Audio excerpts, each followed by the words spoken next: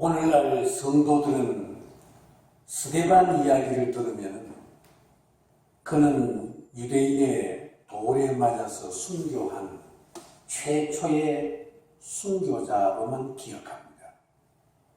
그런데 스데반이 왜 돌에 맞아 죽었는지 그 원인에 대해 깊이 생각하지 않습니다. 그것은 그의 말 때문이었습니다. 7장 51절에 보면 목이 곧고 마음과 귀에 할례를 받지 못한 사람들아 라는 그 외침 때문이었습니다. 목이 곧고 마음과 귀에 할례를 받지 못한 자라는 뜻이 무엇입니까? 성경에는 이것을 구체적으로 말씀해 주셨습니다. 목이 곧다라는 뜻은 하나님의 명령을 듣지 않는 사람을 말합니다. 하나님을 믿지 않고 보이는 신을 요구했기 때문입니다. 하나님의 은혜를 쉽게 잊어버리는 패역한 백성이라는 뜻입니다. 고집이 세고 완악한 백성을 말합니다. 말씀을 받고도 반역한 사람을 말합니다. 하나님을 배신하고 등을 돌릴 가능성이 있는 사람을 말합니다. 이제 이 모든 것은 다 구약 성경에 나타나 있는 구체적인 예를 말씀해 주신 것입니다. 그런데 이 모든 조건들은 현대에도 그대로 적용되는 메시지들입니다.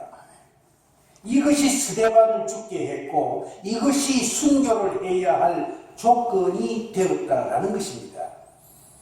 이 조건들은 자세히 생각해 보면 회개해야 될 조건이요, 자기가 받아들여서 무릎을 꿇고 기도해야 할 조건 아닙니까?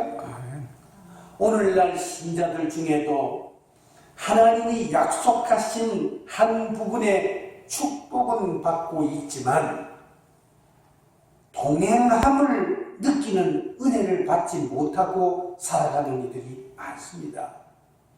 그것은 하나님 앞에 목이 곧은 생활을 하고 있기 때문입니다. 하나님의 소리에 거부하는 감정을 태연하게 표현하는 성도는 이미 심령이 무디어졌고 목이 곧다는 증거입니다. 그런 사람은 가정 안에서도 가족들이 마음으로 동행하지 않습니다. 사업처에서도 주위의 사람들이 동행하지 않습니다. 그것을 빨리 깨닫고 돌아서지 않으면 영영 하나님께 버림을 당하고 맙니다. 하나님은 신자가 언약을 내세우며 믿음을 표방할 때 쉽게 응하시는 분이셨습니다.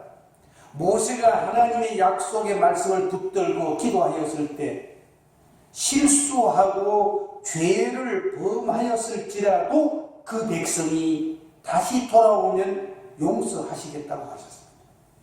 이것이 우리에게는 복음입니다. 우리가 기도할 때 우리의 귓가에 울려 퍼지는 말씀이 무엇입니까? 때때로 내 생각에 떠오르는 성령님의 지적이 무엇입니까? 만약 이러한 성령님의 감동을 거부하여서 하나님이 나에게 멀리 떠나신다면 자기 인생에 무슨 의미가 있겠습니까? 세상 사람들과 같은 사고방식을 바꾸지 못하는 목이 곧은 백성이 되어서는 안 됩니다. 할례를 받지 못한 자라는 뜻이 무엇입니까? 할례의 참 뜻은 로마서 2장 29절에 할례는 마음의 할지라고 했습니다. 또 4장 11절에 그가 할례의 표를 받은 것은 무할례 시에 믿음으로 된 의를 인친 것이니 이는 무할례자로서 믿는 모든 자의 조상이 되어 그들도 의로 여기심을 얻게 하려 하심이라 이렇게 말씀했습니다. 중요한 것은 믿음과 관계를 갖는 것입니다. 예레미야서 6장 10절에도 보면 내가 누구에게 말하며 누구에게 경책하여 듣게 하고 보라 그 귀가 할례를 받지 못하였으므로 듣지 못하는도다. 보라 여호와의 말씀을 그들이 자신들에게 욕으로 여기고 이를 즐겨하지 아니하니라고 했습니다. 여기서 우리에게 주시는 말씀이 무엇입니까? 듣는 문제였습니다. 이렇게 할례의 깊은 뜻을 깨닫지 못한다고 경책하는 이 스데반의 외침을 듣지 않는 당시 유대인들을 보면서 오늘의 우리 모습을 대입해 보아야 합니다. 마음과 귀에 할례를 받은 스데반에게는 그러면 나타난 증거들이 무엇입니까? 스데반이 순교의 장면에서 보면 하늘을 우러러 주목하여 라고 했습니다. 그의 마음이 항상 하늘을 우러러 보는 마음이었음을 증명하는 구절입니다. 신앙생활에서 때로 분노가 치밀어 오를 때가 있지요. 그때 예수님을 바라보면서 인내하는 것은 작은 순교의 장면입니다. 때로 자존심을 건드리는 자극을 받을 때가 있죠. 그때 예수님의 십자가를 바라보며 마음을 어루만지는 것은 주님을 향한 작은 순교의 장면입니다.